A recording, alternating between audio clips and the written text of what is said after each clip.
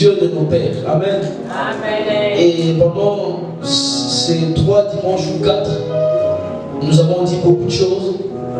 Et l'objectif n'est pas de passer à autre chose rapidement. Alléluia. Est-ce qu'on est là? L'objectif n'est pas de passer à autre chose rapidement. Mais Nzambe alingi toyoka oyo alobi na biso totiango en pratique pour que ma vie na biso ait changé. Vous savez, quelqu'un qui ne sait pas honorer un bienfait, quelqu'un qui ne sait pas honorer un cadeau, alors mérite, disons, quelqu'un qui ne veut pas ou qui ne reconnaît pas un cadeau, qu'est-ce que cette personne mérite? Tellement qu'elle est ingrate. Lorsque Dieu vient t'offrir des choses, lorsque Dieu vient ouvrir des portes, lorsque Dieu décide de parler et ouvrir ta pensée, si on reste juste passif, si on reste juste calme, on ne veut rien, on ne met pas en pratique la parole du Seigneur, alors Dieu arrêtera aussi de nous parler. Alléluia. Lorsque je donne un cadeau à papa Eric, j'attends en retour quoi? Merci. Comment? Merci. Merci. Alléluia. Et surtout ça fait plaisir lorsque j'offre à papa Eric une montre et le samedi et le dimanche il vient il porte cette montre. Ça fait quoi? Laisse encore, on entend fort. Ça fait encore plaisir. Amen. Donc si Dieu nous parle, nous devons mettre en pratique sa parole. Pendant ce dimanche, je vais citer ce qu'on a appris. Je disais que Dieu est le Dieu de nos pères. Alléluia. Amen. Dieu commence avec quelqu'un et lorsque cette personne n'y est plus, lorsque cette personne meurt, alors sa descendance, si ils prennent la décision d'observer les voies de leur père, alors le Dieu de leur père devient aussi leur Dieu. Mais le problème, c'est que si l'enfant ne veut pas suivre les dieux de son père, je parle bien du Dieu vivant. Amen. Je parle bien de celui qui a créé les cieux et la terre, et le Dieu d'Abraham, d'Isaac et de Jacob. Et lorsque quelqu'un décide de suivre les voies de son père, alors le Seigneur Dieu se manifestera dans sa vie. Vous savez, mes frères et sœurs, aujourd'hui Dieu m'a mis une pensée pour nous. Je ne vais peut-être pas être long, puisqu'on doit prier. Pendant ces temps, on a enseigné, mais on n'a pas prié beaucoup. Mais aujourd'hui, j'ai senti dans mon cœur ces fardeaux de la prière. Alléluia. Est-ce que quelqu'un aime prier ici? Amen. On va prier. Cette église, si nous sommes là, c'est parce que nous prions. Amen. C'est la vérité, papa. Si on ne priait pas ou pas assez, on ne serait pas ici. Parce que nous sommes vraiment combattus. Excusez-moi, je suis un peu malade, mais ça va aller. Hein? Amen. Prier, c'est bon pour moi. Mais ça va aller, ça va aller. Mais le Seigneur nous fait tellement du bien. Pourquoi? Parce que nous avons pris un temps à part dans la prière. Mes frères et sœurs, la parole de Dieu, un jour j'ai donné ce témoignage. Pendant que je dormais, le Saint-Esprit m'a réveillé, il m'a dit une chose. Il a dit que ma parole sans la révélation, disons la Bible sans la révélation devient un livre de condamnation. Un livre qui peut donner la mort. Alléluia. Et nous avons besoin du Saint-Esprit. On peut écouter un prédicateur. Du lundi jusqu'au dimanche, on écoute la prédication. Mais si on ne prend pas l'engagement de pratiquer et de prier, cela est nul. Alléluia. Amen. Nous devons apprendre à prier. Amen. Amen. Lorsque quelqu'un vient pour la première fois, une fois comme ça, il peut nous compter, mais lorsqu'on se met à prier, on dit mais non. C'est incroyable ici. Alléluia. Amen. Dieu Baboukakai. Amen. Amen. Mon thème, c'est le grand thème, Dieu de nos pères. Et j'ai un petit sous-thème, choisi par Dieu. Amen. Est-ce que je peux dire choisi par Dieu? Eh, toujours timide pour aider. Est-ce que quelqu'un peut dire choisi par Dieu? Choisi par Dieu. Est-ce qu'on peut encore répéter choisi par Dieu? Choisi par Dieu. Alors, le Dieu d'Abraham est devenu le Dieu d'Isaac. Le Dieu d'Isaac est devenu le Dieu de qui? Hein? Le Dieu d'Abraham, Dieu d'Isaac, Dieu de... Ici, dans 1 Samuel, la Bible va raconter l'histoire d'un couple. Un couple qui était en difficulté d'avoir des enfants. Alléluia. Disons, le mari avait des enfants avec une autre femme, puisqu'il avait 2 femmes. Et avec une de ces femmes, il a eu des enfants. Amen. Avec l'autre n'arrivait pas, elle était stérile, elle n'arrivait pas à avoir des enfants. Et un jour, ils vont prier comme chaque année, prier. Et là, cette femme va faire une prière. Elle va demander à Dieu un enfant, en disant, si tu me donnes un enfant, alors je mettrai mon enfant à ton service. Mon enfant va te servir jour et nuit. Alléluia. Comment? À l'époque, il y avait encore le temple, où on avait besoin de quelqu'un pour entretenir le temple, arranger un peu les choses. Alléluia. Et lorsque les gens venaient avec des offrandes, on avait besoin de quelqu'un pour faire toutes ces choses. Et la femme va dire à Dieu, si tu me donnes un enfant, alors mon enfant sera ton esclave. Amen. Et Dieu va exaucer sa prière. Et pendant que Dieu va donner à cette femme l'enfant va grandir dans la maison de l'Éternel. Et à un moment, pendant qu'il servait Dieu va le réveiller la nuit. Mais on peut voir ça dans 1 Samuel. On ne va pas lire, mais je vous donne juste, vous allez lire ça peut-être à la maison. Amen. 1 Samuel, chapitre 2, à partir de verset 1, 2, vous lisez tout, même 1 jusqu'à 9, 8. Et pendant que cet enfant dormait un jour, Dieu va se révéler dans la vie de cet enfant qu'on appelle Samuel, le prophète Samuel. Dieu va dire, je vois ton maître, parce que Samuel servait sous la couverture de Élie. Élie était un sacrificateur. Alléluia. Donc, comme on était au temple, les sacrificateurs, je vais donner l'exemple, c'est peut-être Papa Eric. Et moi, je suis l'adjoint de Papa Eric. Je donne un exemple. Papa Eric, c'est mon responsable. Mais moi, je suis là pour faire des choses, genre nettoyer, arranger les micros, etc. Et Élie était comme Papa Eric. Ensuite, alléluia, nous sommes là. Le sacrificateur. Et le problème avec ces sacrificateurs, lui, il aimait Dieu. Il avait de la crainte pour les seigneurs.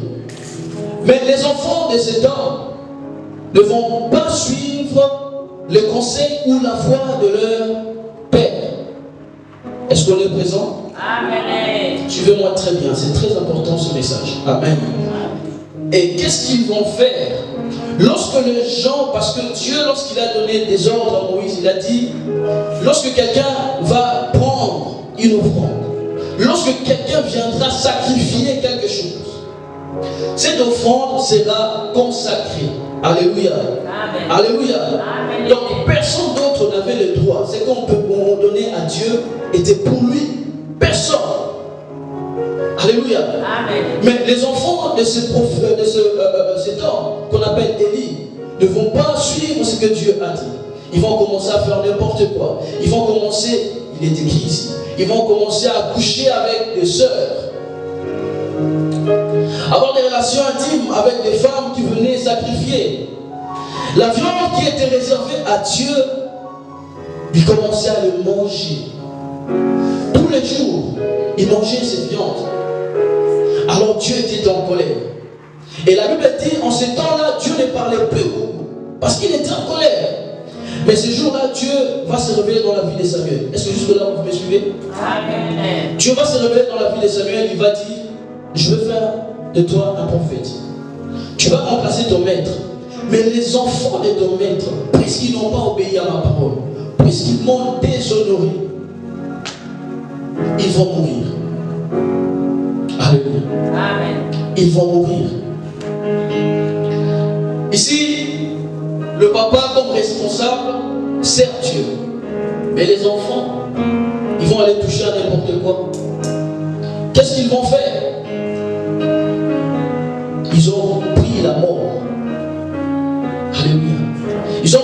mort où? Dans leur famille. Le papa, c'est un homme qui craint Dieu. Mais les enfants, qu'est-ce qu'ils vont faire? Ils vont ramener la mort dans leur famille. Alléluia. Moi, quand je parlais l'autre fois, je disais, le rôle d'un père, c'est quoi? C'est de transmettre la connaissance de Dieu à qui? À ses enfants. C'est montrer la voie du Seigneur à ses enfants. C'est ça le rôle d'un père. Alléluia. Amen. Et ici, les enfants, ils ont observé, ils ont vu comment leur papa travaillait. Ils ont vu la gloire de Dieu. Mais ils ont pris la décision de désobéir et de toucher l'intouchable. Et Dieu va dire, je rejette ces enfants. Je rejette même ton maître. À la place, c'est toi qui seras sacrificateur. À la place, c'est toi qui seras prophète. Alléluia. Amen. Et Dieu va choisir Samuel, le prophète. Est-ce qu'on peut acclamer la parole du Seigneur?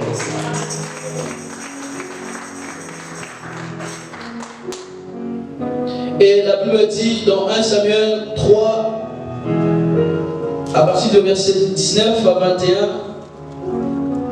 1 Samuel 3, 19 à 21, il est dit, Samuel grandissait, l'Éternel était avec lui, et il ne laissa tomber à terre aucune de ses paroles. 20. Tout Israël, depuis Dan jusqu'à Beersheba, reconnut que Samuel était établi prophète de l'Éternel. L'Éternel continuait à apparaître dans Silo, car l'Éternel s'est révélé à Samuel. Alléluia. Amen.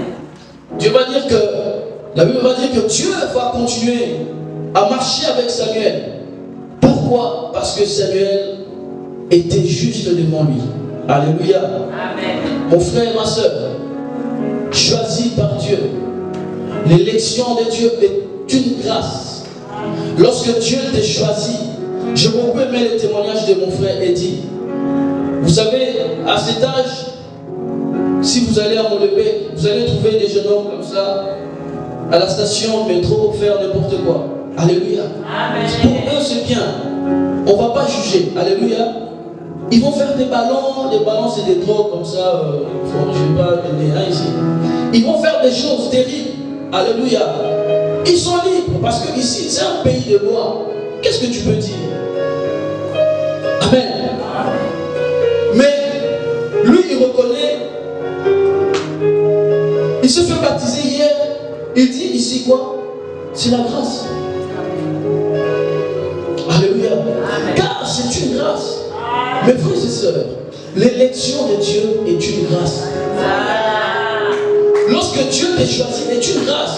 Être là en train d'écouter la parole de Dieu est une grâce. Il y a des gens, ils ne peuvent plus entendre. Avant, oui, ils pouvaient entendre. Mais aujourd'hui, l'audition, c'est fini. Toi et baby, à un moment où il a sauté. Mais toi, tu es là, tu peux écouter la parole du Seigneur. Toi, tu es là, tu peux écouter la voix du Seigneur. Quelle grâce! Choisi par Dieu. Alléluia. Moi, je ne pense pas que cet enfant, Samuel, il a mérité. Je ne pense pas. C'est une grâce. Alléluia. Et Dieu aime lorsque tu reconnais dans sa grâce la grâce. Ah, Seigneur. Lorsque tu reconnais dans la grâce de Dieu, Dieu aime ça. Je me répète, mais c'est vrai. Lorsque tu dis la grâce de Dieu sur moi, ce que je fais, c'est la grâce de Dieu. Dieu aime ça.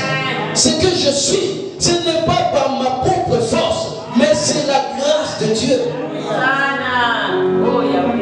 Aujourd'hui, on a des relations. On peut avoir des amis. On les néglige. Mais une fois qu'ils ne seront plus là, on reconnaît leur importance. Parce que c'est ainsi. L'homme est ainsi. Lorsqu'il a quelque chose dans ses mains, il ne sait pas l'entretenir. Il ne sait pas prendre soin de cette chose. Mais lorsque tu le perds, c'est là que tu reconnais. C'est là où tu vois des gens publier, oh, c'était un homme bien. Mais quand il était là, qu'est-ce que vous disiez de lui?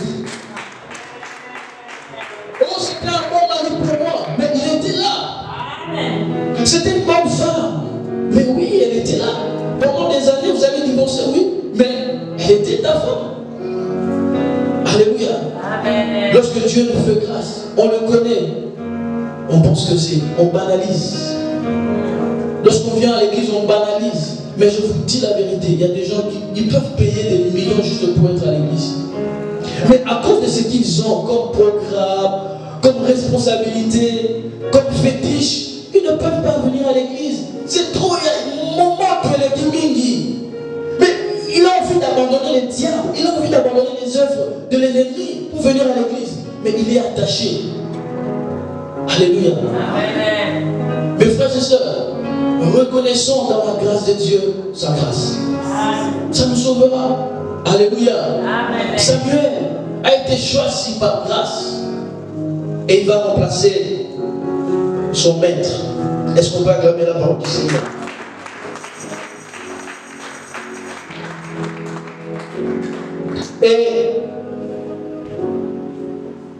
Et un jour, à cause de Samuel, parce qu'il va grandir aussi, lui, à son tour, et ses enfants, les enfants du prophète, c'est lui qui connaît Dieu, l'ami du Seigneur. Qu'est-ce que ces enfants vont commencer à faire? Eux, ils vont faire la même chose que les enfants d'Élie. C'est-à-dire qu'ils vont commencer à maltraiter les gens. Ou à l'église, au temple. Ils ne vont plus respecter l'offrande du Seigneur. Et Dieu va regarder. Et qu'est-ce que le peuple d'Israël va dire? Bon, Samuel, toi tu étais juge sur nous, parce qu'à l'époque il n'y avait pas encore de roi, mais Dieu avait établi des juges. Donc ils avaient la fonction de régler les problèmes, de conduire, de guider en fait le peuple. Et lorsque les enfants d'Israël vont voir que mais les enfants de Samuel, notre juge, ne suivent pas la voie de leur père, ils vont réclamer à Dieu un roi. Ils vont dire, non, je veux t'olivier, au père Sabiso, mon condi, n'est-ce pas, roi autrement dans mon pays. Donne-nous un roi qui peut régner sur nous. Nous sommes un grand peuple fort. Nous voulons aussi un roi. Alors Dieu va choisir Saül. Et Saül va marcher pendant un temps dans le voie de Dieu. Mais lui aussi, il va laisser, il va commettre n'importe quoi. Hein? Je passe. Parce que c'est une longue histoire. On ne va pas tout lire. Alors, qu'est-ce que Dieu va faire? 1 Samuel 3, 21. L'Éternel continuait à apparaître dans Silo. Non, pardon. 1 Samuel 9. On a lu ça tout à l'heure. 9, je crois 9, 12.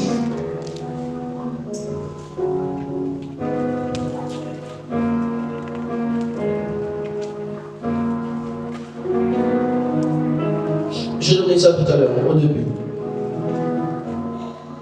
16, 12.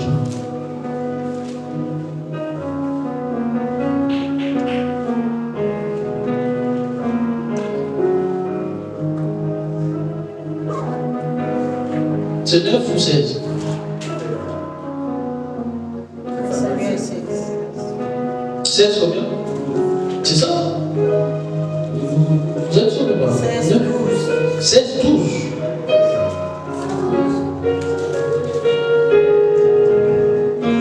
Parce qu'il est écrit chez moi. Et David dit à Abishai.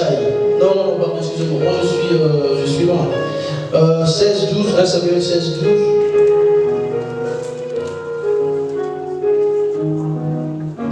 Esaïe l'envoya chercher. Or, il était blanc avec des beaux yeux et une belle figure.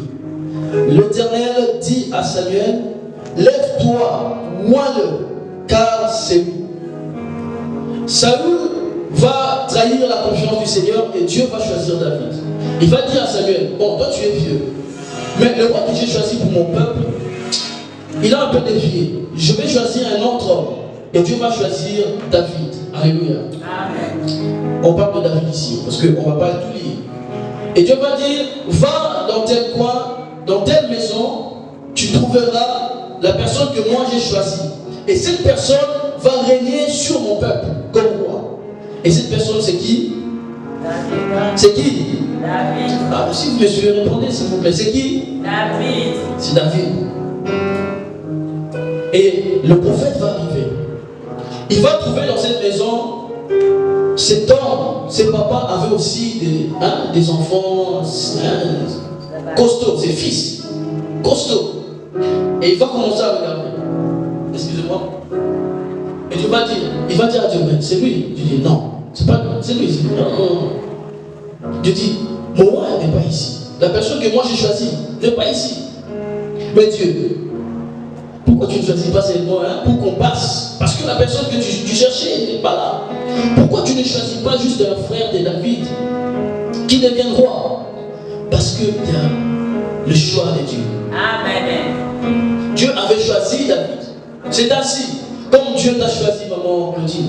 Comme papa, Dieu t'a choisi. Comme Dieu a choisi maman Gloria. Comme Dieu a choisi mon frère Kevin. Comme Dieu a choisi papa Francis. Alléluia. Et personne ne viendra dire à Dieu, tu t'es trompé. Francis n'est pas une bonne personne. Il fallait choisir un tel. Personne. Même si tu as des défauts, si Dieu t'a choisi, il t'a choisi. Même si les gens te critiquent, si Dieu t'a choisi, il t'a choisi. Même si tu n'as pas de capacités, si Dieu t'a choisi, fais seulement confiance au Seigneur. Si tu es certain que c'est Dieu qui t'a choisi, alors fais-lui confiance. Il ne se trompe jamais. Tu vas regarder. Pardon, le prophète va regarder Samuel. Il dit, non, c'est pas lui, c'est pas lui, c'est pas lui. Et il y a un autre. Est-ce que vous avez un autre enfant quelque part? Il dit, ah oui, c'est David. Le papa ne pensait même pas à lui. Parce qu'il était encore jeune, mince, il n'était pas comme ses frères, costaud. Et c'est lui que Dieu avait choisi. Et il va être comment? Dieu va demander à cet homme, verser sur lui l'huile. Parce que c'est lui, ce n'est pas une autre personne, c'est lui que j'ai choisi. Ce n'est pas une autre personne. Mes frères et sœurs, aujourd'hui, je parle surtout mes frères qui ont reçu leur baptême hier. Moi, votre frère, un jour, je suis passé aussi par les eaux du baptême. Alléluia. Amen. Je vous dis la vérité, sans me glorifier. Depuis ces jours-là, ma vie n'est plus la même.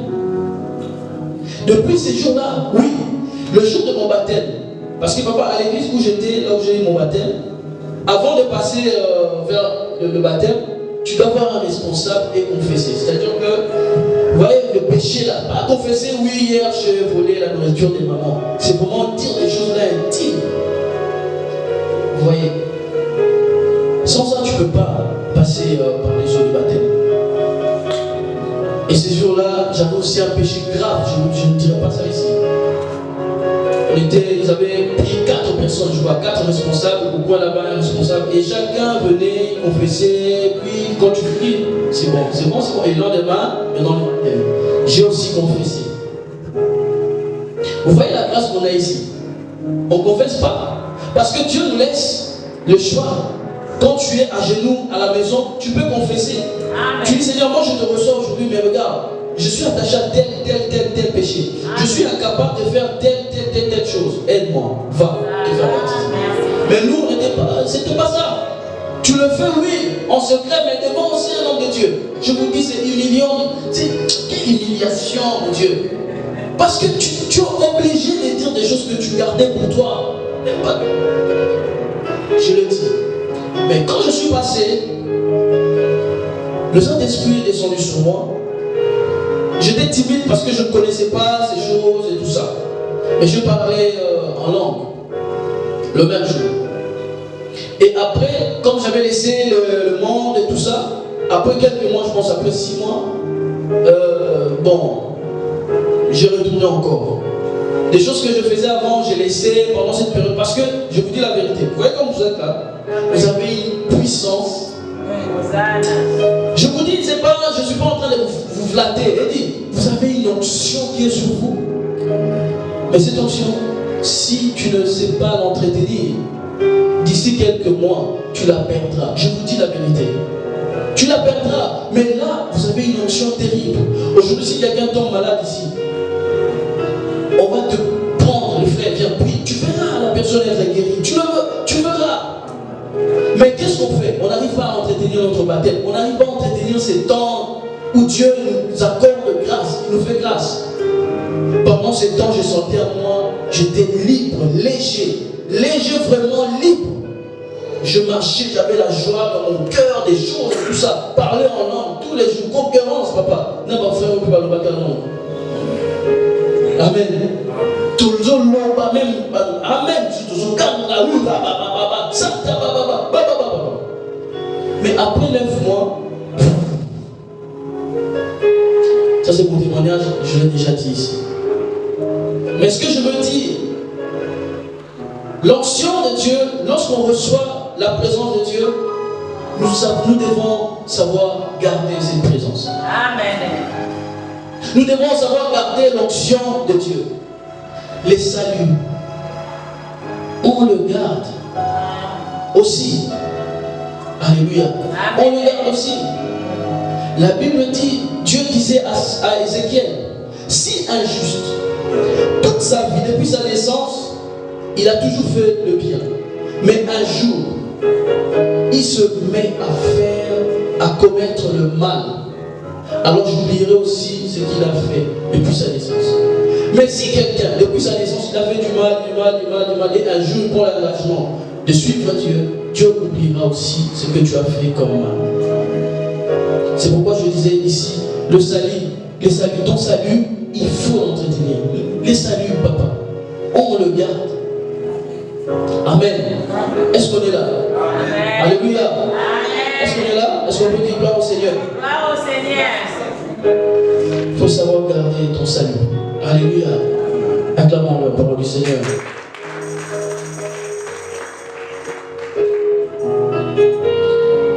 Voici quelques conseils, je voulais dire, pour prier. Amen. David, lorsqu'il a reçu cette onction, il a saisi d'abord l'occasion. Il va partir quelque part, il va voir un homme, un circoncis qu'on appelait Goliath, en train d'insulter Dieu. Lui, il ne partait pas pour ça. Il apportait seulement à manger à ses frères. Mais il regarde, il dit, mais moi Dieu vient me donner l'onction, non? Nous devons tous en baptême, non? Ah, rien. C'est un circoncis qui ne connaît même pas Dieu. Comment il ose insulter notre Seigneur? Et qu'est-ce que cet homme, David, va faire? Il va danser de vie. Et il va tuer cet homme. C'est un circoncis. Alors que la Bible dit, parce que je ne vais pas tout lire, c'est long. Pendant 40 jours, je pense, papa, hein? C'est 40 jours. Il était en train de dire, si vous avez un homme fort là-bas en Israël, il n'y avait personne, même pas le roi. Mais David n'était pas fort physiquement, méprisable. Mais il avait quelque chose. Amen. Il avait le baptême. Amen. Il avait l'onction. Amen. Alléluia. Dieu était avec lui. Mes frères et sœurs, Dieu est avec nous. Amen. Amen. Amen. Le choix de Dieu. Il va tuer Goliath. Mon frère, dans ta famille, il y a aussi un défi. Et le Seigneur, depuis hier, il t'a donné cette capacité de relever le défi. Il t'a donné cette capacité aussi de briser la chose qui dérange ta famille, qui dérange ta vie. Mais c'est à toi de saisir l'occasion. Alléluia. Donc j'ai un peu parole, s'il vous plaît. Donc j'ai un peu parlé, Amen. Amen. On ne soupçonne pas, mais avec amour, on réveille nos frères et sœurs. Tu as quelque chose. Il faut saisir l'occasion. David a saisi l'occasion. Alléluia. Amen. Le diable nous dira toujours que nous sommes jeunes. On ne peut pas. On n'est pas assez fort. Amen. Il nous dira toujours ça pour nous décourager. Amen. Amen. Le diable dira, c'est incompatible. Un jeune ne peut pas servir Dieu. Un jeune homme ne peut pas aimer Dieu. C'est faux. On peut aimer Dieu. On peut être jeune aussi. On peut commettre des erreurs tous les jours. Mais si on a un cœur humble, on demande tous les jours pardon. Amen. Dieu nous pardonne et il marchera, il continuera à marcher avec nous. Je le dis ici, Dieu est faible devant ses serviteurs. Il y a des choses qui rendent Dieu faible. Parmi ces choses, je l'ai déjà prêché ici. Le serviteur de Dieu, mes frères et sœurs, n'oublions pas ça. Un homme qui marche avec Dieu, si Dieu choisit quelqu'un, Dieu devient faible.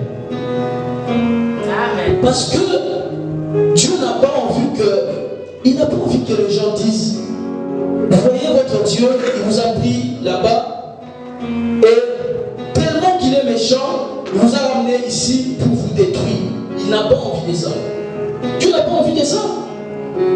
Dieu veut que le monde, lorsque le monde regarde ta vie, le glorifie, disent, ah ouais, oui, mais cet homme-là, il a bien fait de choisir Dieu.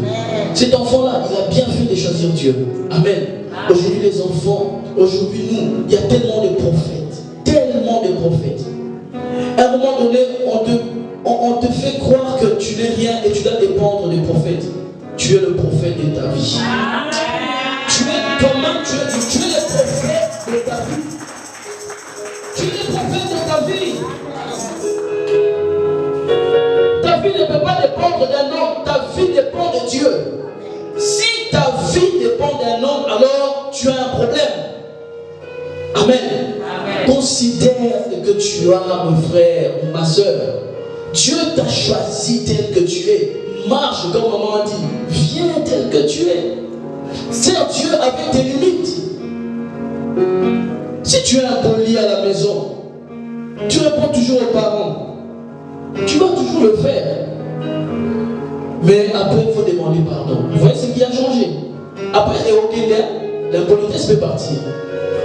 Mais tu rajoutes une chose, le pardon que tu n'avais pas avant. Parce que c'est encore ta nature. Alléluia. Tout doucement, le Saint-Esprit va faire le travail en toi. Tout doucement, le Saint-Esprit, comme un enfant, il te prend, il te nourrit tous les jours. Et tu grandis jusqu'à la maturité. Et il ne va pas te laisser. Il va prendre soin de toi jusqu'à la mort. Parce que tu dois voir qui? Jésus. Amen. Tu vas être toujours impoli, tu vas répondre toujours mal, colérique, oui, à cause de l'amour. Mais quelque chose, le Saint-Esprit va dire, ah, tu as débordé, tu as bien fait, hein, tu t'es fâché aujourd'hui, hein, une femme vraiment, mais tu as mal fait. Et c'est là que tu dis, Seigneur, pardonne-moi. C'est ce que je veux dire ici à papa. Baloba, rentre à l'église, hein, l'église Baloba. Tu reçois les baptêmes, tu changes. Non, c'est faux, papa. Sinon, dans ma couple pastoral, il n'y aurait pas de divorce. Sinon, dans ma couple, on ne voit pas la publicité, ou même chez les pasteurs, on va escroquer, non. Parce que la nature reste ta nature. Mais le Saint-Esprit vient collaborer avec toi. Amen. Tu es libre de choisir ou de ne pas obéir à l'esprit. Tu as insulté, on confine. Mais après, le Saint-Esprit viendra mettre une culpabilité en toi pour te pousser à la repentance. Tous les jours tu le feras. Ce message concerne une personne. Ce qu'on a, c'est les concerne. Mais si ce message te concerne, tu ne vas pas dormir. Parce que Dieu veut faire quelque chose. On n'a pas prêché pendant 3 semaines pour rien. Aujourd'hui, Dieu va se manifester. On n'a pas pris le baptême pour rien. Aujourd'hui, Dieu va concrétiser cela encore. Amen.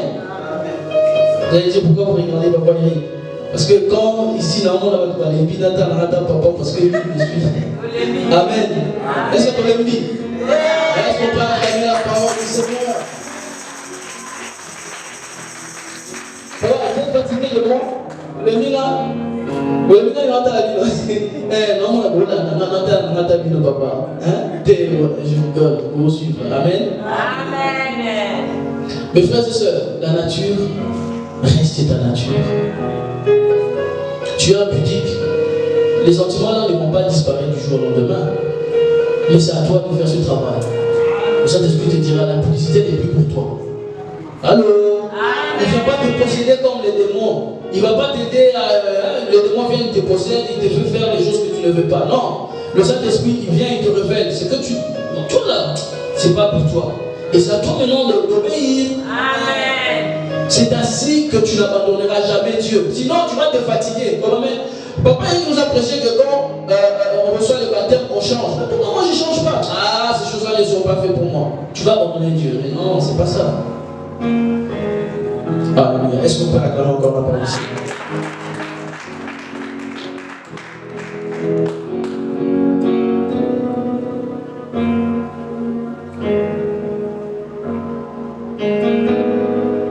La Bible va dire dans Philippiens 4, 13. Philippiens 4, 13. La Bible dit: je puis tout par celui qui me fortifie. Je puis tout par celui qui me fortifie. Bien-aimé, tu n'es pas seul. Le Saint-Esprit est avec toi. Amen. Amen. Il te donnera la force de vaincre le mal. Alléluia.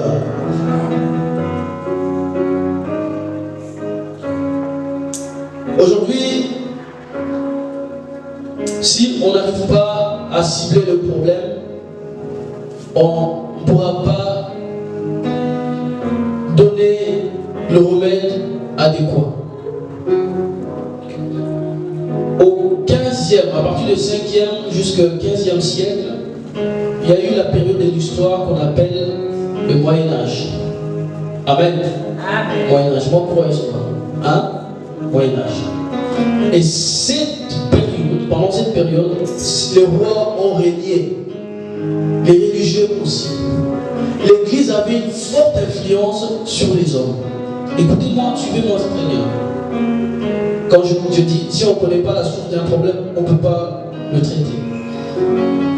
Au Moyen-Âge, le roi régnait en maître sur la population, sur les nations. Et les religieux aussi. Le pape, etc. Mais il y a un moment, l'Église commençait à faire des choses un peu bizarres. Amen. Bah, tu vas aller avant l'église. Non, mais l'église aussi. Parce que c'était seulement le pasteur qui avait, le prêtre qui avait le droit de prendre la Bible. Et d'ailleurs, elle était traduite seulement en latin, je pense. Langue que les autres, la population normale ne pouvait pas comprendre. Dieu a dit, donne-moi ta femme. Toi, tu ne peux pas vérifier parce que tu ne vas pas comprendre. Et tu donnes aussi ta femme. Ils abusent comme ça. Il y a même une période qu'on appelle la période de l'indulgence, où l'église catholique commençait à dire, si tu me donnes, tu donnes autant d'argent, une somme d'argent, alors tu iras au paradis. C'est comme si tu achetais le paradis. Les indulgences, on appelait ça. C'est-à-dire que tu payes à l'église pour recevoir le paradis. Mais les gens vont se révolter en disant, mais allez, on n'est pas imbécile quand même. Comment on peut payer encore le salut? Alors, tout ça va amener une période de l'histoire qu'on appelle, c'est un courant qu'on appelle la Renaissance, où on voit le développement de l'homme, où l'homme va commencer à se révolter, à prendre conscience. Et un courant va sortir encore, l'humanisme, c'est-à-dire remettre l'homme au centre, où l'homme était rien du tout. Mais on commençait maintenant à recentrer l'homme. On laisse un peu l'histoire de Dieu, mais Dieu pour Dieu. Non, l'homme d'abord. Tout tourne maintenant autour de qui? De l'homme. Les religions, non, c'est fini tout ça. Je dis, suivez-moi très bien, parce que c'est la source. C'est là où les choses ont commencé en fait. L'humanisme, il y avait un parti politique ici, qu'on appelait aussi parti chrétien, après commis humaniste, après commis engagé, etc. L'humanisme, on ne regarde plus Dieu. C'est l'homme devient son propre Dieu. C'est-à-dire que tu as des capacités, des potentiels, tu peux tout faire. Pourquoi tu peux encore regarder au ciel? Ces dérives nous suivent jusqu'aujourd'hui. Vous avez vu les Jeux Olympiques? Qui a vu ça à la télé? Qui? Faites un peu comme ça. C'est moi nous? Vous avez regardé les scènes là-bas? C'est l'humanisme. On veut remplacer Dieu par l'homme. C'est pourquoi on voit l'homosexualité, on prône sur des choses bizarres, etc., etc. Tu es libre, ton enfant de 6 ans peut choisir s'il va choisir l'homme ou être une femme ou un homme. L'humanisme. N'oubliez pas, là, ce que le diable essaie de faire, c'est détruire la responsabilité parentale. Parce que selon Dieu, comme je le dis, tu es le Dieu de ton fils, de tes enfants, un petit Dieu. Parce que Dieu t'a donné la responsabilité de veiller sur les enfants. Mais qu'est-ce que le diable fait maintenant? Tu n'as plus autorité sur l'enfant, même à 6 ans, l'enfant de 6 ans. C'est pourquoi à l'église catholique, on baptise les enfants et nous, les évangéliques, ou les protestants, on baptise seulement lorsque on a une certaine maturité. Parce que là, tu sais discerner le bien et le mal. Un enfant ne peut pas dire oui, je reçois Jésus. Parce que quand il va grandir, s'il a 6 mois, ben, à 2 ans, tu lui poses la question, qui est Jésus? Jésus, il ne connaît pas parce que lui, il a juste comme ça, on baptise l'enfant. C'est pourquoi, c'est bien alors ces baptêmes, mais comme tu n'es pas conscient, on ne reconnaît pas ça, nous, les protestants. L'humanisme. Mes frères et sœurs, Dieu reste Dieu. Amen. On ne peut pas remplacer Dieu. Amen. Alléluia. Amen. Alléluia. Amen. Et aux parents, le Seigneur me demande de dire ceci aux parents. Vous êtes des sentinelles pour des enfants. Alléluia. Amen. Ce que mes frères, nos sœurs ont reçu hier, les parents ont le devoir de le garder. Amen. Alléluia. Amen.